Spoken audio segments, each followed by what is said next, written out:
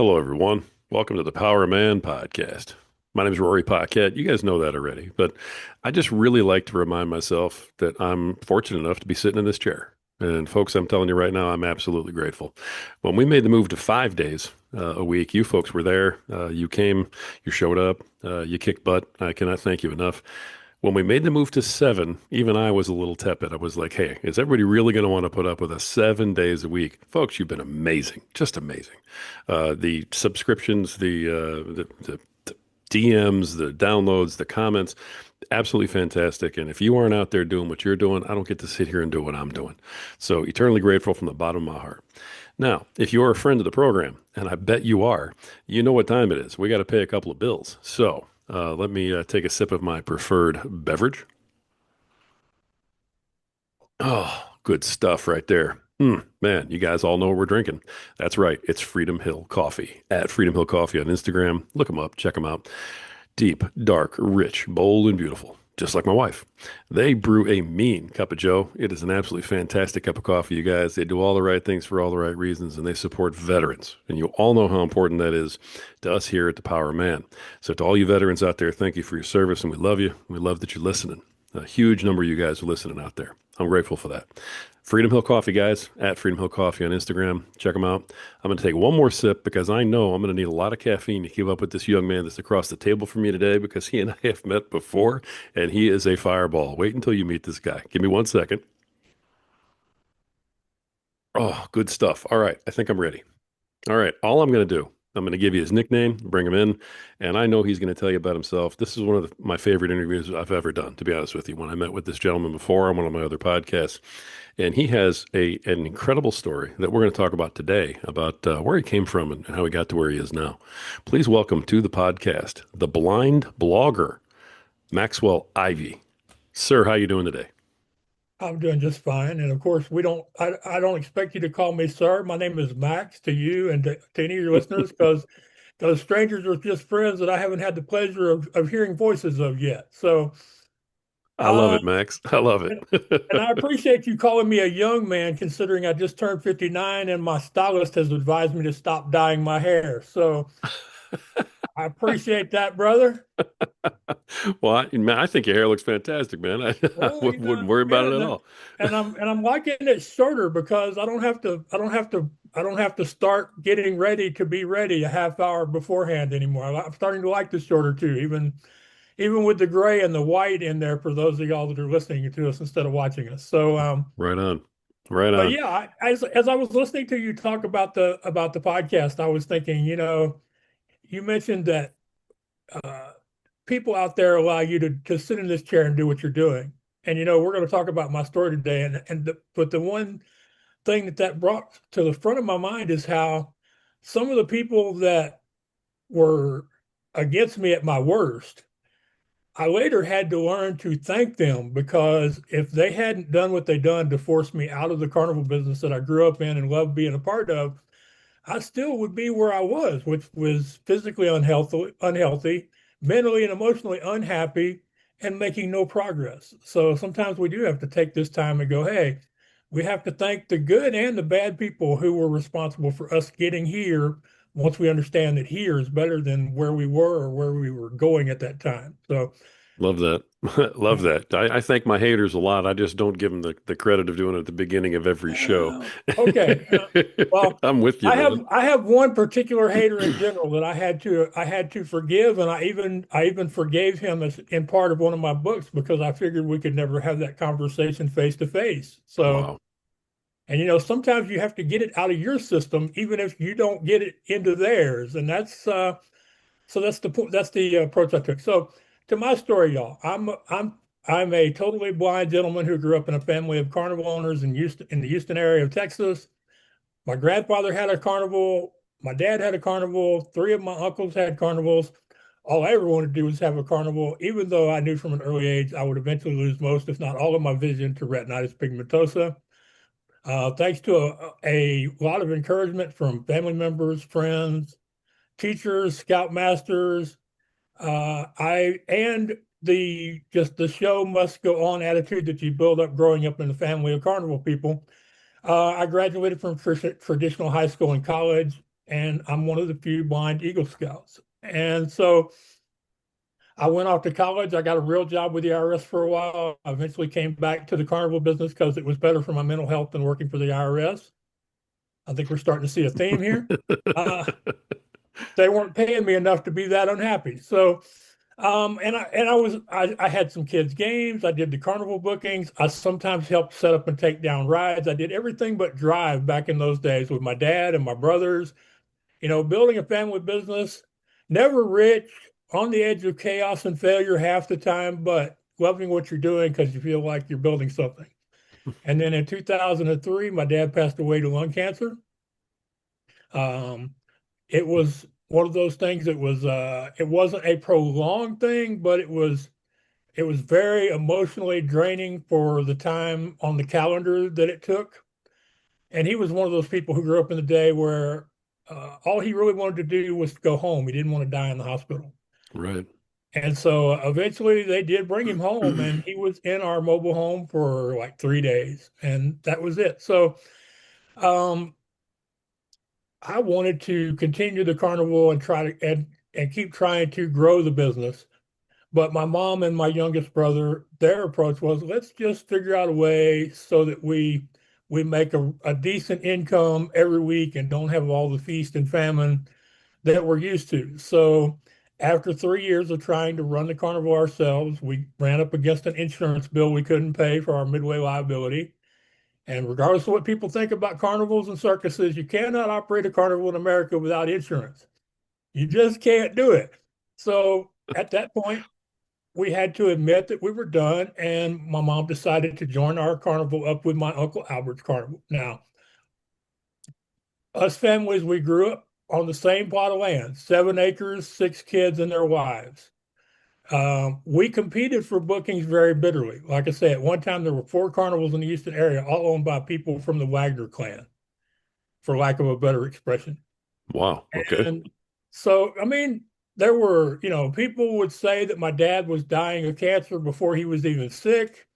People stole our mail. People stole the tape out of our answering machine. It was vicious, What in the world? very competitive.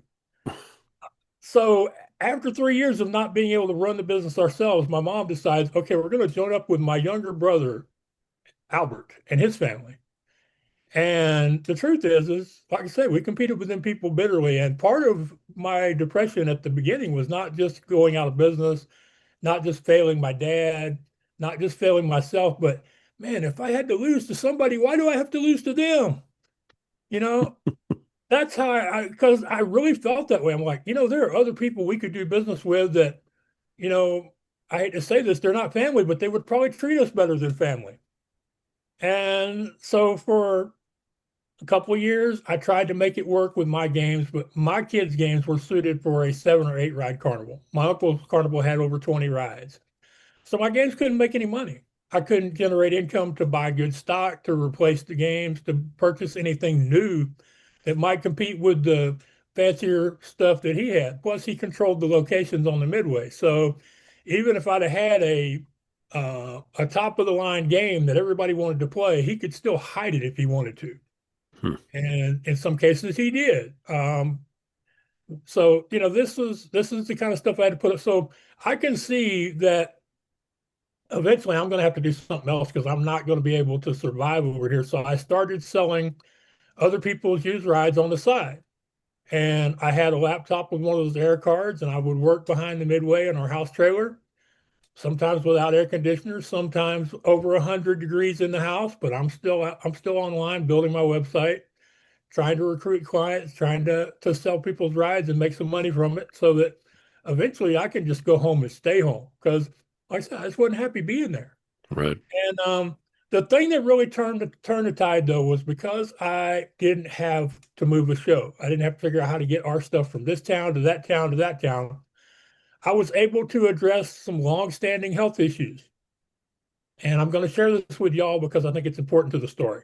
Okay. In Fort Lavaca, Texas, there was a time at which I was almost thrown out of a motel.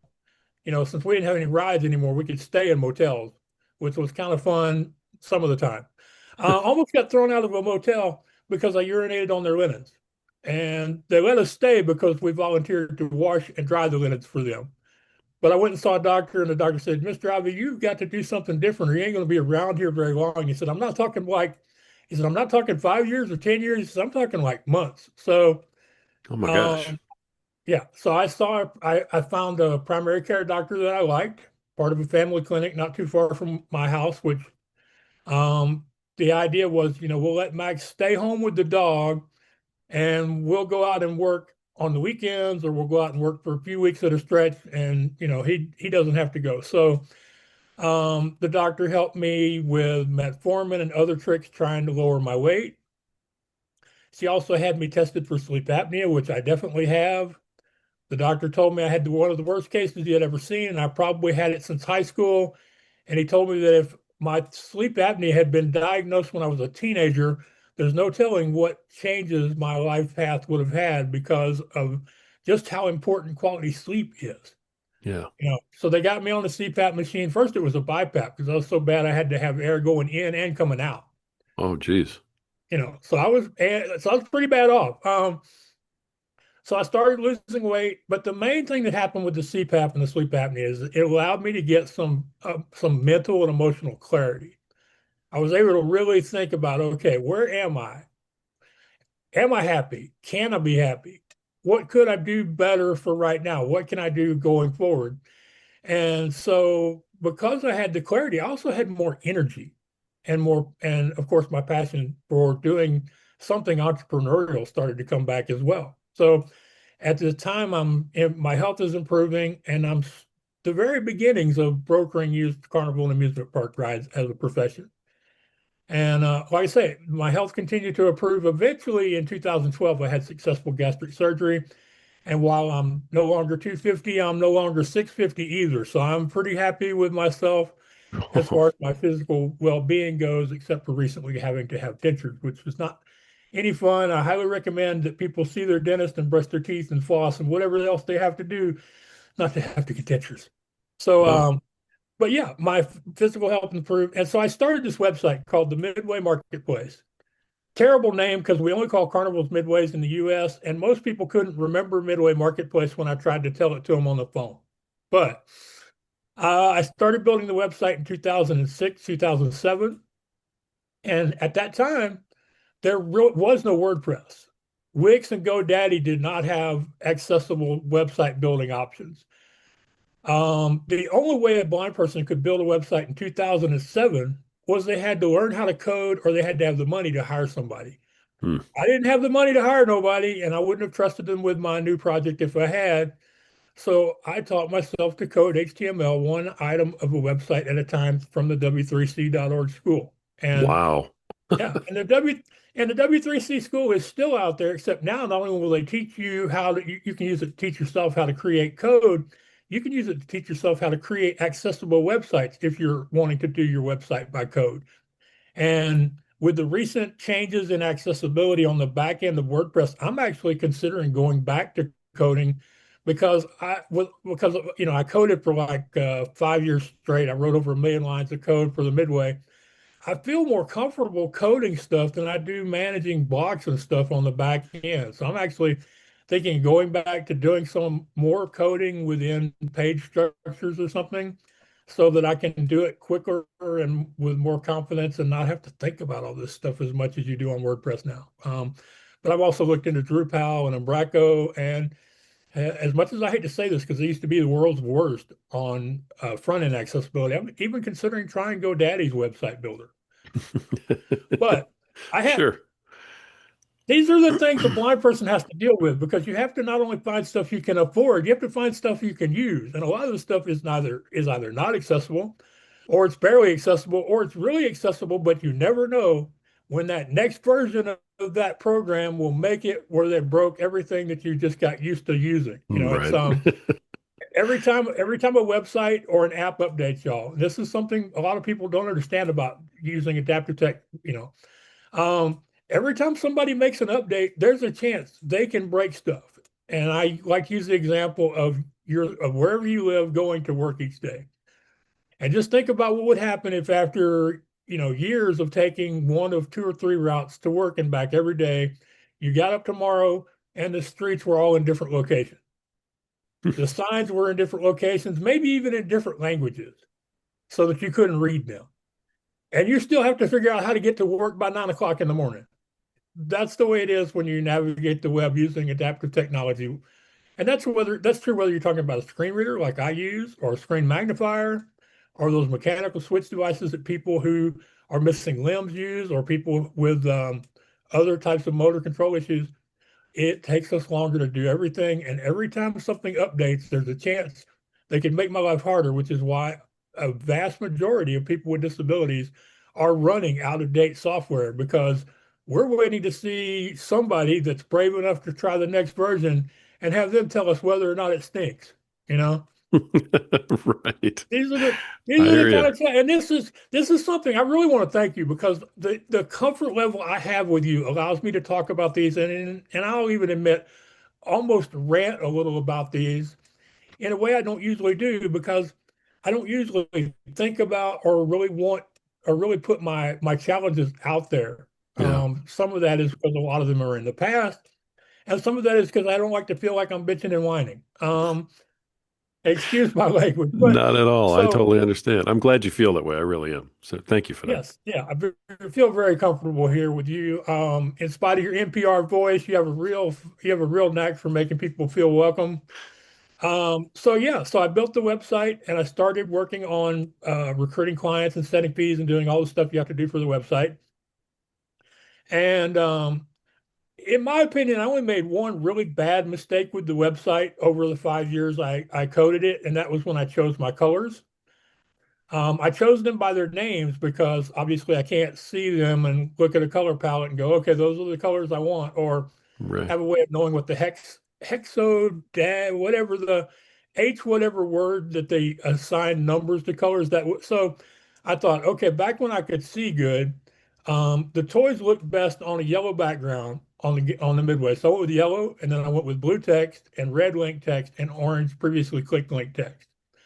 I would later find out that the yellow was an ice creaming yellow, and the blue was a dark navy, and the red was a dark brick, and the orange was a fluorescent orange, like something you'd see on the side of a dive bar in West Texas.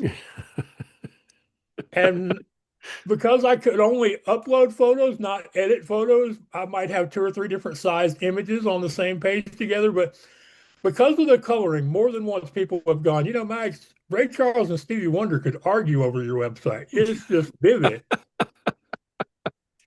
And if people doubt me, you can go to archive.org if that still exists and go back to midwaymarketplace.com from 2008 or 2009.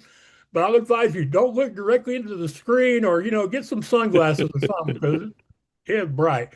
But here's the thing. This is one of the reasons I share that experience, is because there's a great lesson in that, of being willing to accept good enough. Because I thought to myself, okay, I can be embarrassed, upset, frustrated. I can take down the website and not do this. But if I do that, what else do I do? Because at that time, I didn't realize I had all these other abilities that I've learned over time. And so I said, okay, this is as good as I can make the website as it is. So let's focus on stuff I can do something about. And so I focused on getting more people to let me list their equipment, spreading the word about the equipment, building an email list, eventually having a blog and recording videos. And because I focused on what I could do something about, before I started, before I became the blind blogger and started doing other things, I sold hundreds of thousands of dollars of rides on 5 continents Wow. with a website that any fair judge would say was horrible. Any fair judge would have called it a train wreck or a dumpster fire. Insert your favorite cliche word right there, But because that's one of those things.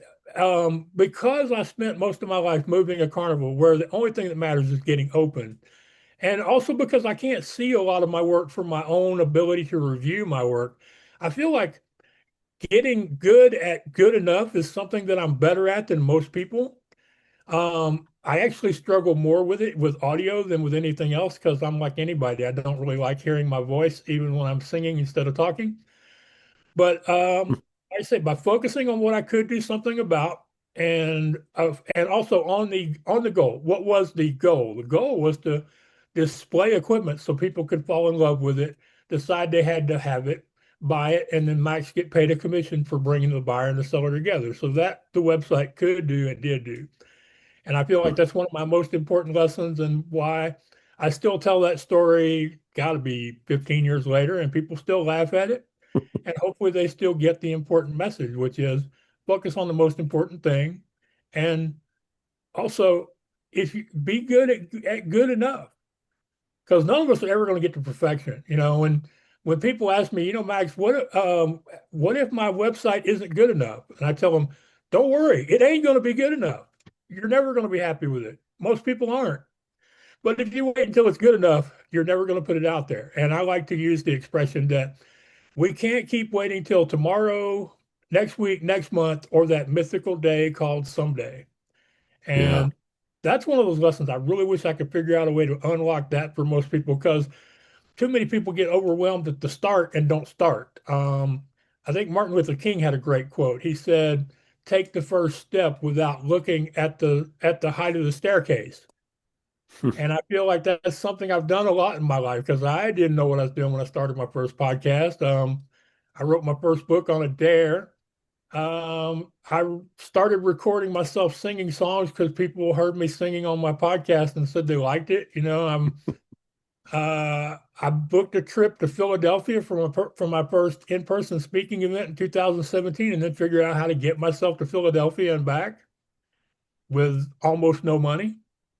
Wow. So, but yeah, I'm really good on getting good at good enough, being comfortable, being uncomfortable, and just starting where you're at, making mistakes. Here's the really cool thing about a podcast, live stream, YouTube channel, any of this stuff me and you do, is you can actually build a loyal audience quicker with your mistakes than you can with your successes. That is so true. I love that. That's why I don't Write that edit, one brother. down for me. I'm going to have to trademark that one. Yeah, I like Or that one. at least remember to use it the next time I give a talk on overcoming excuses. That's Um, wonderful. but yeah, I mean, my first podcast, when I first started recording video, I was using the camera on my laptop, which was pointing up, looking at my nose, and we all know how good that is on YouTube. Right. I don't have 1,000 subscribers even now, but and me and you talked about this before we press record. You said, Max, my show is all about the story. You Yeah. said, I don't really care about how much time you take or how many questions I get to ask you. It's you tell your story. And you know, that's the thing that I really believe in is the storytelling. And for a while I was hosting a podcast for another company called Hearsay Shorts, which was very scripted and organized. And I had a team to help me record it. It wasn't any fun, and the audience knew it wasn't any fun. And Uh-huh. so, I've stopped doing that, and now I'm focusing back on my own podcast, the Accessibility Advantage more. But yeah, it's all about storytelling.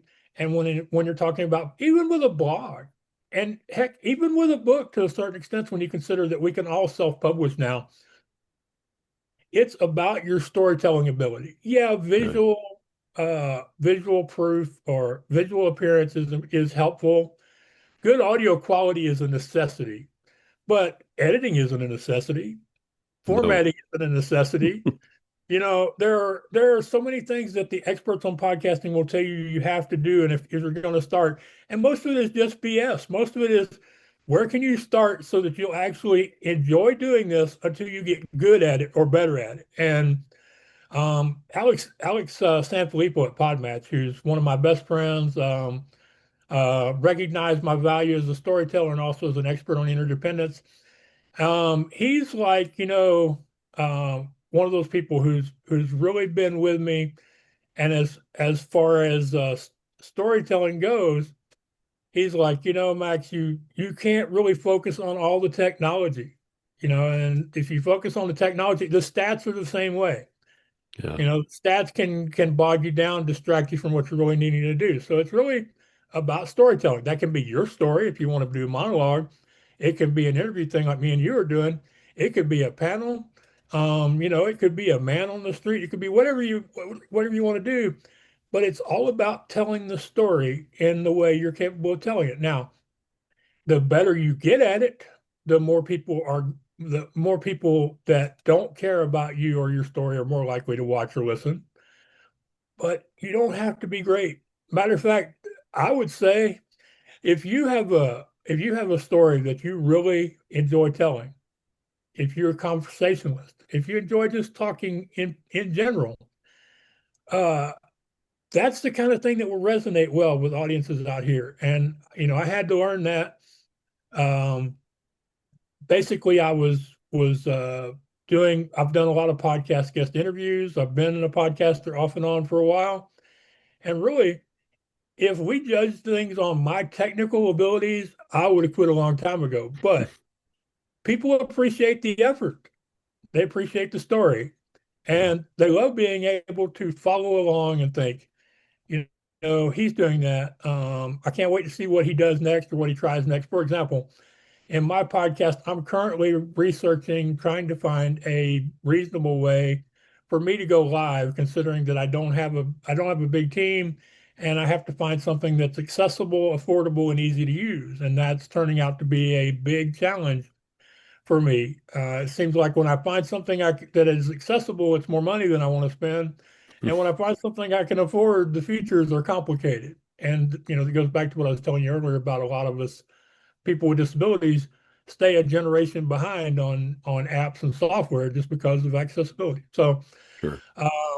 yeah, and I started the blog. I started the podcast with help at first with help from Fred By in Canada, but then on my own.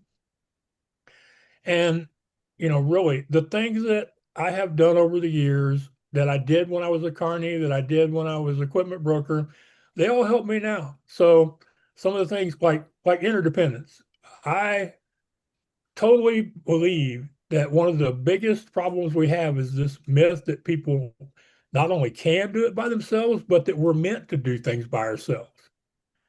There are just way too many, quote, experts and gurus out there who have great businesses, they have great shows, but you never see the other folks that are behind them making that happen.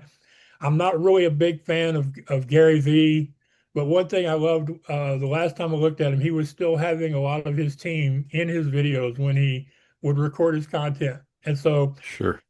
I'm open that I'm not doing this by myself. Sometimes I pay people and sometimes they volunteer and sometimes I just ask people for, how would they do it? And they show up and do it for me or with me. So and I have a great expression for this because I find business people especially struggle with asking for help or opportunities because they think if they ask for help, it makes them look weak, inept, unable.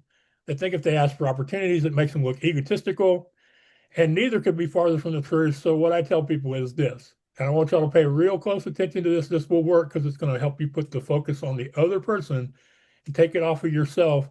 And that's a big place to start whenever you have a struggle in your life or your businesses. Try to focus on somebody else's challenges or point of view. So here's what I tell people. When you refuse to ask, you rob the other person of the joy they would have received if you when so when you refuse to ask, you rob the other person of their joy, the joy they would have received from helping you, the joy they would have received from seeing you succeed in that opportunity.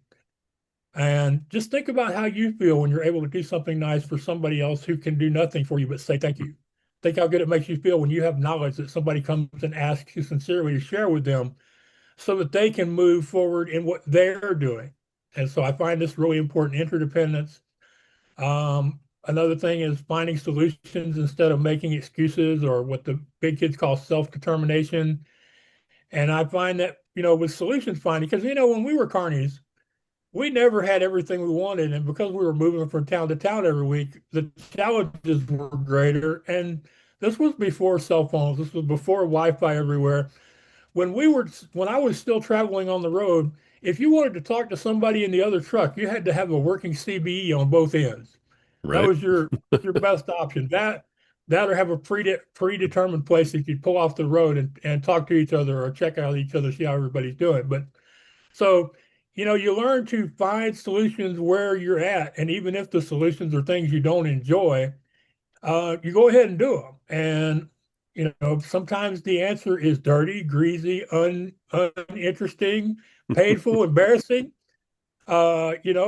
I make fun of my wild colored website from years ago, but it was one of those solutions that was available to me when there weren't other solutions. But Right. quite often we look at our solutions and we find solutions we don't want, and then we come up with a reason or an excuse why we just don't try. So, and people need to remember that in the early days, your solutions are less plentiful than they are the longer you do something.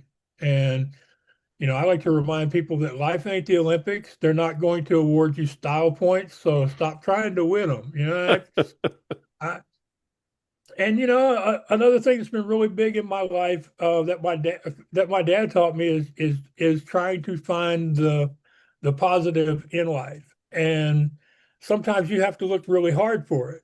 But the way you get good at that is to make it a regular practice where you get up every day and you make a physical list in the beginning of one or two or five things that are positive from yesterday or earlier today, whether that be a person you met, an experience you had, a fact you learned, whatever.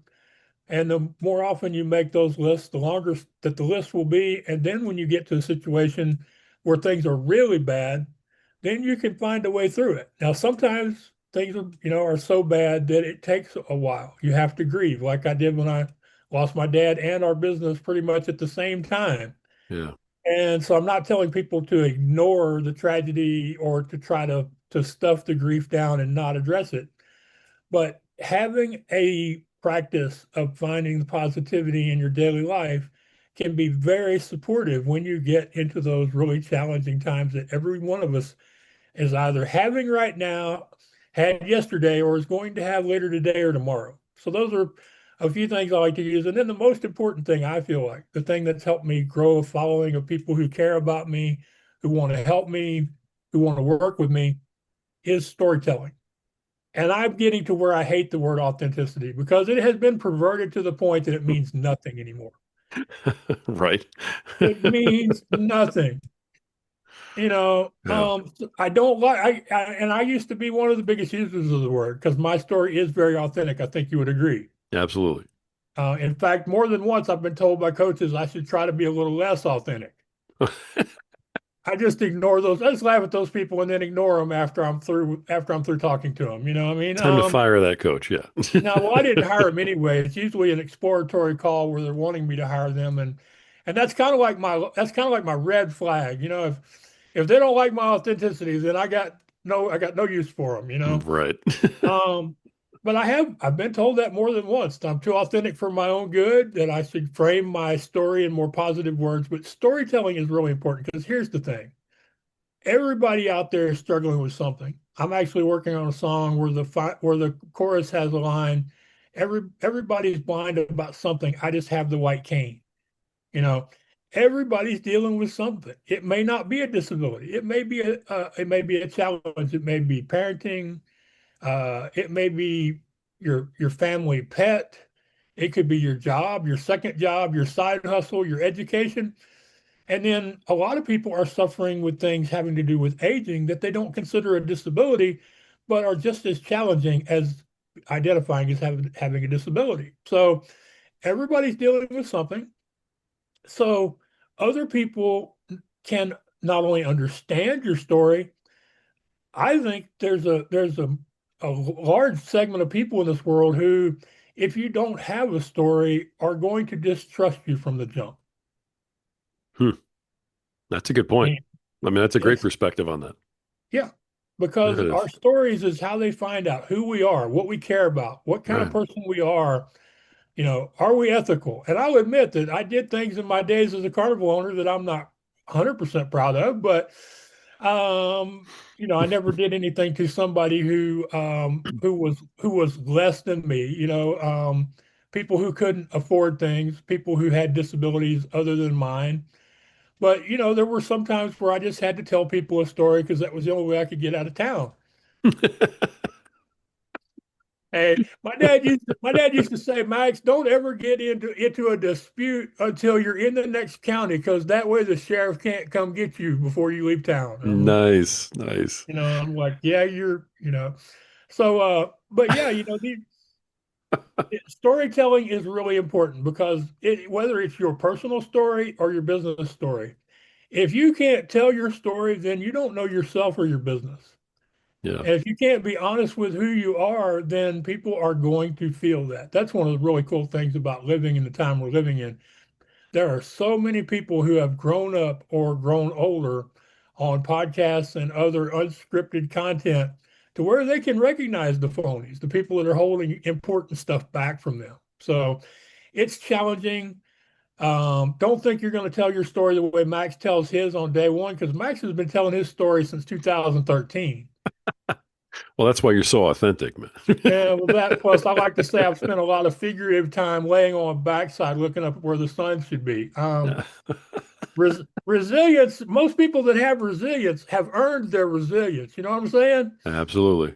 They have earned those scars, and those scars remind them how to get through the next injuries I or hear you. setbacks. So, but yeah, the story is who you are. And I'm actually pleased to see that I'm starting to hear about people who coach, interview people who are are coaching consultants and contract workers that um, not only is your story important for them to decide whether or not they like you, there are a lot of businesses out there who value storytelling.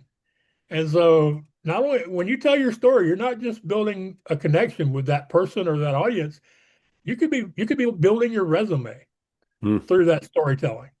So yeah, Yeah. these are some of the things that I did while I was going through those really dark times. And then, where I'm at now is not where I started.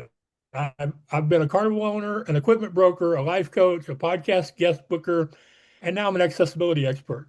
And as I've gone through all these different challenges, the same things have stuck with me. Finding solutions, letting people be part of my journey or story, interdependence, um, looking and finding the positive, even if some days I have to look really hard for it, and storytelling. And really, this for me, the most important aspect of getting through challenges, of overcoming adversity, since that's my one of my speaking and talking writing niches, overcoming adversity. The most important thing is to just keep moving, just not to quit. Even if you have to go, okay, this path is not working, you need to pivot to a different trail. As long as you keep moving, there's a famous line from a W.C. Fields movie where he's working a not so honest game on a midway in the film. And a young guy walks up to him and says, he's standing there playing and playing. He goes, man, I don't think I'm ever going to win. And W.C. Fields' character says, hey, son, the only way you can win is to die or quit playing, and you look really healthy. Another really good piece of advice right there. Yeah, well, you gotta borrow them where you find them. I was You lucky to got it. live with my dad, who had a lot of good wisdom, and the one expression that he gave me all through the years that has really helped me in my online work, regardless of what work I've been doing, is one thing he taught me when we were doing the bookings for our carnival. And this is one of those things that is really important because of the way he says it, because he kind of says it backwards from everybody else. So here's the thing: we had an 8 ride carnival in Texas where everything's bigger, and if it ain't bigger, you'll tell people it was. And basically towns and counties competed over who would have the better carnival. So if a town didn't have the best carnival, it was like a black mark on their town. So we have 8 rides. We're competing with shows that have 15, 20, 25. Occasionally, we even, get asked to bid on an event where the last carnival had 40 rides, and the only way we're going to get is we're going to have to get some friends to show up with us. So the way we got bookings was to just ask everybody we could find in East Texas if they wanted our carnival. And sometimes we had to wait until couldn't get anybody else for them to want our carnival, but we did that. And when I was the one sitting there making all them phone calls. I've been told no every way you can do it in English and in Spanish. And when I would get tired, he would go, Maxie, because he called me Maxie. I'm a junior. He'd say, Maxie, now if you don't ask, they can't say yes. Now stop complaining and dial that next number.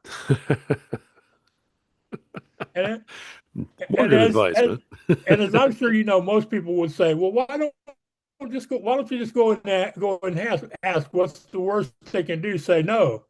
But that wasn't the way my dad looked at the world. His idea was, hey, if you don't ask, they can't say yes. And the closest thing I've seen to it is Wayne Gretzky, who long after my dad, raised me on this expression.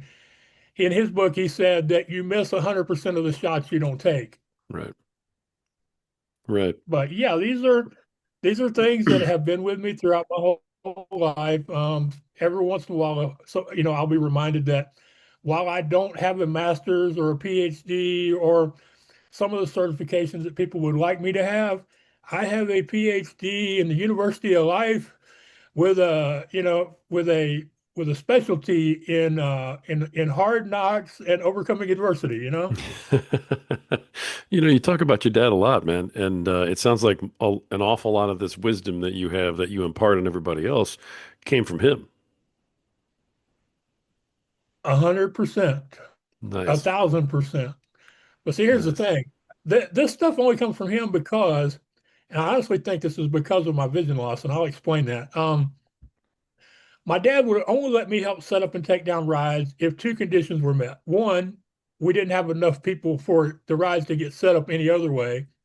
And two, a family member had to be working with me because he never trusted our paid help to look out for my safety. So, Okay. so sometimes, so a lot of the time, what would happen is me and him would be in the truck. We'd be going back to the last town, continuing to shuttle stuff to the next town while other people were setting up rides. And so I spent a lot of time in riding up and down the road in raggedy old trucks with him and singing along to the radio and listening to him talk and tell stories. And I wish I were, and I feel pretty good about myself. I'm at least half as good a storyteller as he was. And I think he would love the idea that I'm actually making money telling stories. I think he would get a big kick out of that. Yeah. But here's the thing. I once asked him, I said, Dad, why do you always want me to ride with you instead of anybody else? I said, even when we got plenty of help. He said, well, it's three things, Maxie. One, we like the same music. He said, two, you don't have this need a lot of people do to talk just to hear yourself talk. You're comfortable with silence if I don't want to talk. He said, but three, I don't believe most policemen or highway patrolmen will want to put a blind person in jail with me. The truth comes out. Nice. I think he was probably right. Now nowadays, who knows? Because there's some very negative stories about how some people with disabilities have been treated by law enforcement officials over the Sure. last few years. But that was his logic. He said, I don't think they'd want to have to put you in jail with me. And I Your think dad there was were a a sharp couple of guy. yeah, and I think there were a couple of times we tested that, like that time we drove our 55-foot long giant slide trailer through a through an inspection station where they had guys with white coats, and we had none of our papers we were supposed to have, and they let us go and told us to never see them again. Oh my goodness. You know, and it wasn't just any trailer. Our slide was yellow with pink and purple stripes down it. I mean, and this was a 53-foot semi being pulled by what used to be a garbage truck that was converted to a tractor to pull fifth wheels or goosenecks with. So, but they let us go and told us they didn't ever want to see us again, and we took them up on that offer and just got down the highway. But yeah, he had a good way of looking. I think that like farmers and ranchers, people that work in challenging industries where you understand you don't have control over your circumstances, Right. that they have to become philosophers. I think if you think about it, if you think about people you've known or people you've interviewed who have been small business owners, ranchers, farmers, people involved in seasonal work, because for some of the merchandise people, they're seasonal because they make like 60% of the money between Halloween and New Year's. So Hmm.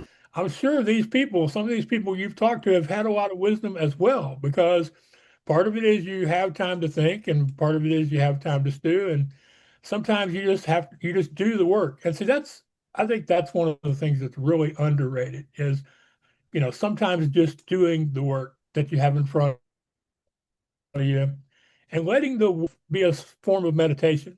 You know, um, my dad used to play the guitar. I've never learned to play the guitar. I've had several instructors. If you've ever seen Jack Benny with his violin instructor, it's kind of the same thing with me and guitar instructors. I try their patience and their nerves, and most of them have given up. So, but he would get his guitar and he wouldn't actually play music. He'd just play scales. He'd just play riffs. He would play, and I know he was doing it because it was a form of meditation. It was a way for him to think about other things. So Yeah. sometimes doing the work that's in front of you, and back to me becoming the blind blogger. When I accepted that name, because I did not choose the name. As I told you before we started recording, back then there were most people with disabilities were hiding their disability online because they were afraid the stigma of disability would prevent them from succeeding in this new arena, and they just didn't want to take the chance. Well, I'm the son of carnival people. I know about promoting stuff, so I just said, call me the blind blogger. I'll be the blind blogger, and they did that on LinkedIn and Facebook for a while before I filed for the domain name. But once I filed for the domain name, then it became real, and there were some haters out there. There was people who were visually impaired didn't like me playing the quote blind card unquote, Oh, wow. and people that were sighted were like, Max, you're too talented, you're too good, you don't really need to emphasize your vision loss in order to be successful. So I lost a few friends over it, but now because I did that over a decade ago, a lot of people have been able to come out online and be open about their disabilities if they don't see themselves as having a disability. And I'm very honored to have been part of that progression. Helping us get to the point where there's more openness online and in person about people with disabilities. Yeah. Yeah. You were a That's trailblazer, one man. of those things I did, and yes, I was, and you know me long enough to know that even 6 months ago, I would have disagreed with you. I would have argued over being an advocate, a trailblazer. These words are hard for a humble carnival kid from East Texas to accept. It takes me a while. That's one of those things. I would be better off if I could accept what other people say more quickly than I have. But I have that natural distrust that a lot of people with disability do, which is, are they saying I'm good because I'm good, or are they saying I'm good for a blind person? You know, Yeah. and that's one of those hard things to get past. It's even now there. It's one of those things on my. We all have days. Nobody's 100% every day, and thank goodness nobody's 30% every day. At least very few. When the needle is pointing up, I don't have to be reassured that I'm good at things like interviewing, singing, songwriting, speaking, writing in general. So, but when the arrow's pointing down, then those are days where I have to go to my friends and go, "Hey, I need you to tell me, am I really doing this right? Am I doing this?" Thankfully, I have a community of people who will tell me. Sometimes even I don't even have to ask them, then they will tell me. Now, there was one thing I told you we were going to talk about when I got started with somebody who, at the time really was somebody that I, was not my best friend. He was in horrible, and he did things to make it even harder for my games to move. Like at the time that he actually forced me out of the carnival business, and I can still say that he did it, but now I can say thank goodness he did it because I was going the wrong direction. I was probably going to be sick with health problems, if not early death. I wouldn't be as happy as I am now, even though I'm still at that point where I'm growing my business and I would love to have more clients. But because of his actions and forcing me out of the carnival business when he did, they're much better. So Jason, he's not one of those people you can have this conversation with. Sometimes you're better off just to forgive them in your own mind and go on. But in my first book, Leading You Out of the Darkness into the Light, A Blind Man's Guide to Success, one of the things I wrote about in there was how I have to thank him for what he. I think it was important for me to write it, even if he never reads it. And Mm. because now I officially forgave him in my mind and my heart, and I can move on to other things. So sometimes forgiveness, letting go of things, is the only way we can really move forward to become the person we were meant to become. Wow. That had to be hard though to get to that point. Oh yeah, yeah. We're talking about I would say probably about 7, 8 year process, maybe Wow. 10 years, somewhere along in that area. Because if we're talking about from the loss of my dad in 2003 to when I was totally focused on running the Midway marketplace, which would have been about 2009 or 10. So yeah, I would say 7, 8 years, somewhere along in there.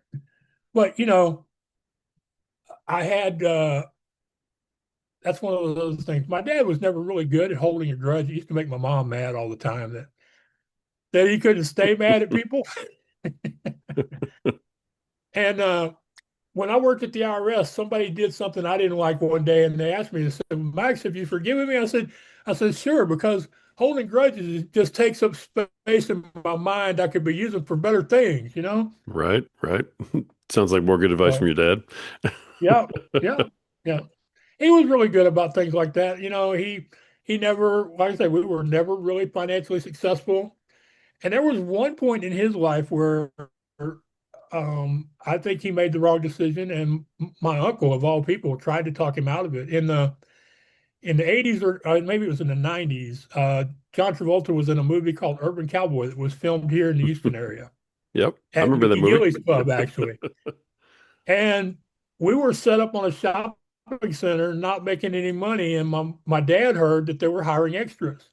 So him and my mom went over there. They got paid $32 a day plus all they could eat. At the end of 2 weeks, they had been featured in the backgrounds a lot. They said you could tell the director really liked having them in the background of their shots. At the end of the 2 weeks, um, the guy said they told the production company, they said, we're going to have to leave. We got to tear down the rides and go to the next town. And they tried to talk my dad out of it, and my uncle tried to talk my dad out of it. And at that time, we only had one ride. We had a ride through Spook House. They call them dark rides here. They call them ghost houses or ghost trains in the UK. And my uncle said, Max, my dad, Max, he said, just park the dark ride for a few weeks and see how this goes. He said when they quit, the people were seriously mad at them because they had to reshoot all those scenes that they were in the background of. But it was one of those things that I just have to wonder, my dad being one of those storytellers, one of those good old country boys, I just have to wonder if he may have actually had a future in film, maybe not starring future, but the kind of future that would have been much more rewarding financially than dragging a carnival around the country. I wonder what would have happened if he just said, "Yeah, we'll put the dark ride in my grandmother's yard for a few weeks and see what happens." Wow. It's amazing the way Which is, opportunities come and go like that, man, oh out of yeah, nowhere. yeah, which is one of the reasons why this whole thing of not waiting on someday and starting where I can today, and even Yeah. if I have to learn a bunch of crap after I start, it's one of those lessons I really wish I could teach people more. And it's why I wrote my latest song, "Don't Wait on Someday," is all around that. Um, because there are opportunities, like for example, um, because in junior high I was losing my voice and my vision. At one point, I was told not to sing by our choir, just to lip sync in a contest, and so that kind of soured me on singing. I didn't sing for a while until 2014, I think it was, when I needed to do a podcast intro, Yeah. and I decided I used to love to sing, so why not sing? So I sang a little bit of Nat King Cole's Christmas Carol. People liked it, asked me to start doing more of it. I did. And then a few years ago, I heard this song on the radio called "Better Together" by Luke Combs. And I thought, I like the song, but I don't like his chorus. So I rewrote part of the chorus. Of And Luke Combs? and I recorded, yeah, well, he doesn't know. I've sent it to him, I've sent it to people, but they either haven't viewed my recording of the song or they don't care. Or, it is, he's famous, I'm not. So the song goes something like, "It's a match made up in heaven, like good old boys and beer." And as I tell people, I've spent too much of my life around cowboys that were drinking that beer, that those words just didn't work for me. So I changed them to, I'm gonna do it the way I changed it to, like having s'mores around a campfire or cotton candy at the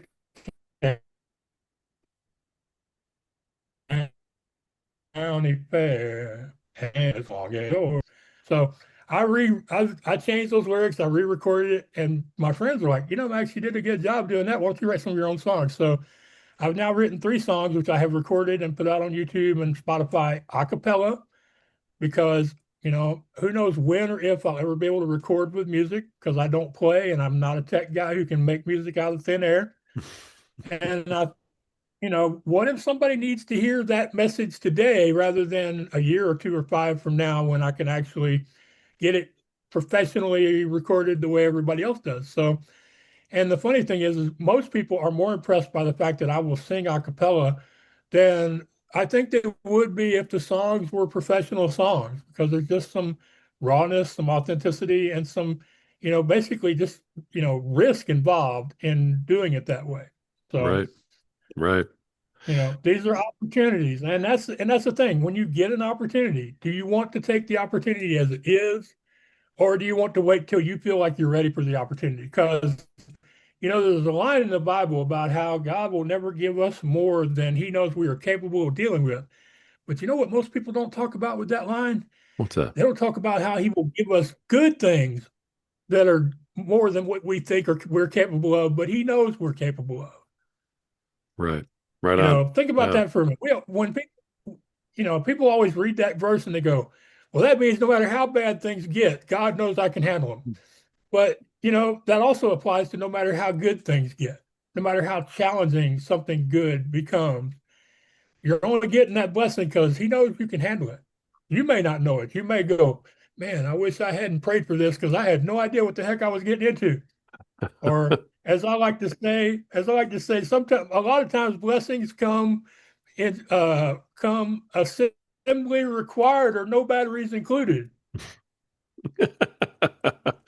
There you go. I mean, very true You know, words. Yeah. very I true. That's didn't know just you were a Bible guy, man. I love it. well, I study. I don't like to put myself out as a Bible guy because then people would expect me to actually know chapter and verse. I understand principles. I may not be able to quote the exact verse, but I understand important messages from the Bible.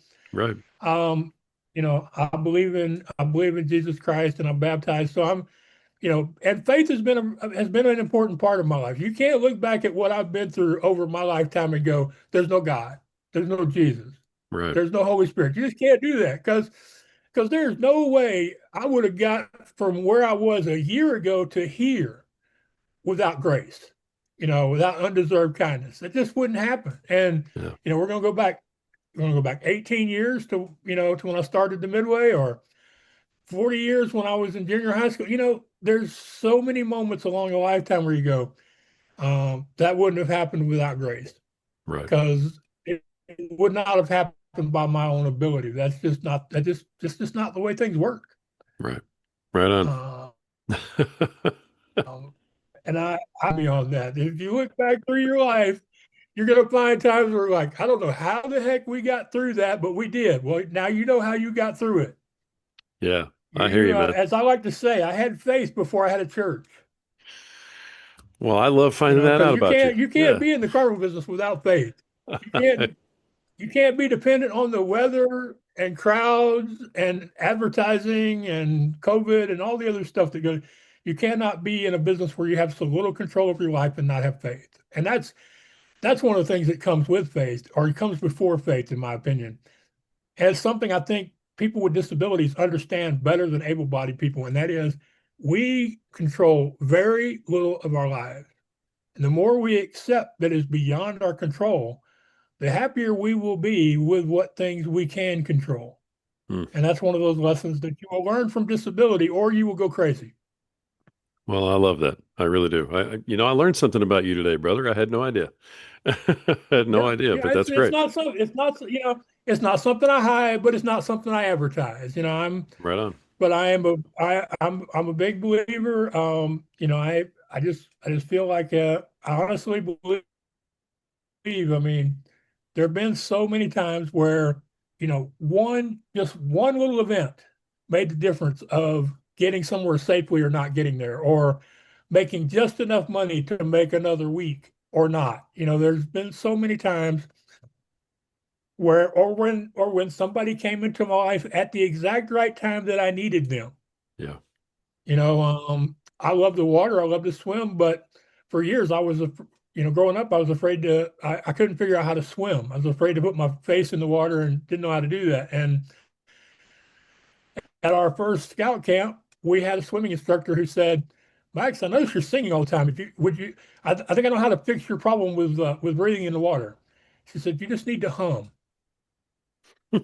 And once I started humming, I could swim. And then later on, I didn't have to hum anymore. But that person happened to be, because if you can't get your swimming badge, you can't get any of your other badges, and it's kind of hard to become an Eagle if you can't get the basic for upfront badges. So Right. she Exactly. came uh, just at the right place. My book editor, Lorraine Regularly at wordingwell.com, she came along at just the right time to help me turn this book that I wasn't sure I was even going to publish into a professionally edited, formatted manuscript, and getting it out onto what, used to be Amazon, now it's KDP, and selling my book and having people buy it and having people uh, change some of the things that they do in their life because of reading it and doing the exercises. These are people that came into my life at a particular time. One of my favorites is a lady named Adrienne Smith, who is no longer doing this, but at one time she was called the blog commenting superstar. Hmm. And I call her my blogging mama because she taught me everything I know about blogging, about building relationships through blog commenting and sharing other people's content on social media and using that to develop relationships that would then lead to other opportunities down the road, either me helping somebody or them helping me. And I call her my blogging mama. And if I'm ever on the red carpet after I thank my mom and God, I'll have to thank my blogging mama, you know? It's important because she was the one who helped me understand that I'm inspirational. She helped me no, I'm serious, because I didn't understand I was inspirational. She said, Max, here's the thing. You have an excuse and don't use it. Millions of people don't have excuses and they still don't do anything with their lives other than what they're doing from one day to the next to the next. The fact that you have an excuse and don't use it is what makes you inspirational. Until she explained it to me that way, I argued with and I fought and I disagreed with anybody who would say that to me. Now I'm not only comfortable with it, I've figured out what to tell people when I get asked that important question by all podcasters, which is, Max, how do you feel when people call you inspirational? And I'm like, at one time I didn't think I was inspirational. Then I came to understand that I am. As you said, I'm a trailblazer in advocacy for inclusion of people with disabilities. Um, I finally came to the point of view. I'm like, okay, you can call me inspirational all you want to, but you have to tell me one concrete thing you did as a result of speaking to me or hearing me talk. Because to me, inspiration without action is entertainment. Mm. Wow, that's rough. I'm sorry. It's just the. I mean, it's rough, but it's true. Yeah. I mean, I understand things are hard. There are so many challenges in every day in everybody's life every day. So even if they are inspired by me or other people with even bigger, more impressive stories than mine, even if they are challenged, I understand there's still inertia. It's still hard to take those steps. But I tell them, look, I would love for you to share at least one thing you've done as a result of being inspired by me, because that would make me feel like I actually did something. I can talk to Yeah. you and other people and I can write about this stuff all day, but until I hear from people that have actually lived it, people that that may have been moved to take even the smallest action as a result of hearing me, that's the kind of stuff that keeps people like me and you going. Yeah. Every podcaster will say at the end, please like and share and leave a review or leave a comment. The truth of the matter is that most of us are not getting paid. If we're getting paid, it's not the kind of money we could make from a regular job. There are some really good success stories, but a lot of us get from one week to the next week or the next month because people listening and watching took the time to send us a message either on social media or in the review section or in the comment section. And those things are like gold. They're also like rocket fuel because when you get a thought a thoughtful, heartfelt comment on your YouTube video, that's the kind of thing you can copy and paste into your documents folder and look back at it the next day if you're having a bad day. So Yeah. I really, I hope you're right. The way I said it was harsh, but that's the way I feel. Uh, I feel like if you want to call me an inspiration, tell me what did I inspire you to do. That's the way I'm going. Okay. Yeah, I love Um, it. all right. Okay. So you're not mad at me. All right. Good. No, of course not. I could never be mad at you, I man. was afraid you were upset with me, and I've come to think of you as a friend. I didn't want you upset at me. Oh, goodness, no. Not at All all. right. So I think we've covered just about all we can cover today. I So think probably. you do your before you do your wrap up, is it okay if I sing the last verse of my song "Don't Wait on Someday"? I was going to ask you to if you didn't volunteer. So absolutely, it's okay. Yeah, and the important thing for y'all is this. I'm going to sing the last verse because people have told me to leave this verse out, but it's important to me because I was actually struggling with what I sing about in this song. I had a song that I was afraid I would fail and not live up to, and so I couldn't finish writing it, recording it, or putting it out on YouTube. So I'm going to do the last verse, and I hope y'all really listen to it. I hope it helps y'all as far as doing what little you can today. Because, like I said, I know we all have lots of challenges, lots of responsibilities, but I hope this helps you. So here I go. I had a song in my heart and thought it could be great. That making me want to wait.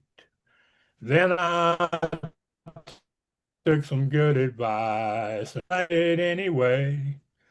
This song couldn't change any lives if I kept saying someday. 'Cause you'll never have enough courage. You'll never have enough time. You'll never have enough money. You'll never have enough spine. Just do it as good as you can and do it better the next time. 'Cause if you're on that someday, you'll be waiting the rest of your life. Boom. I love it, brother. All right. I appreciate you bringing us to a Well, close with thank you. that, man. Thank you. I appreciate your opinion. I appreciate your opinion, brother. It means a lot that you love it. Thank you. Thank you. Thank you. All right. Awesome story. Knew it would be very heartfelt. I'm not going to call you authentic. That's for sure. No. But I love it, man. I really do. I love talking to you. Every time I talk to you, Max, I learn something more about you, man. So thank you for coming on and telling everybody, your story. And I'll bet you inspired some folks, even if they don't take action today. I bet they're going to take it soon. So you are an inspiring fellow. Well, So that's all we can realistically hope for, and in some cases, brightening somebody's day has value. But I really do hope that at least a few do take some small action. And just so y'all don't think I'm perfect or anything, the smallest actions they come with some of the biggest fears. nice. Well, okay. Very true. Thank you. All right, brother. Uh, Everybody, Max Ivey. Thank you for being here, brother. Accessibility Advantage, author, podcaster, a disability advocate. Brother, I love having you on every time.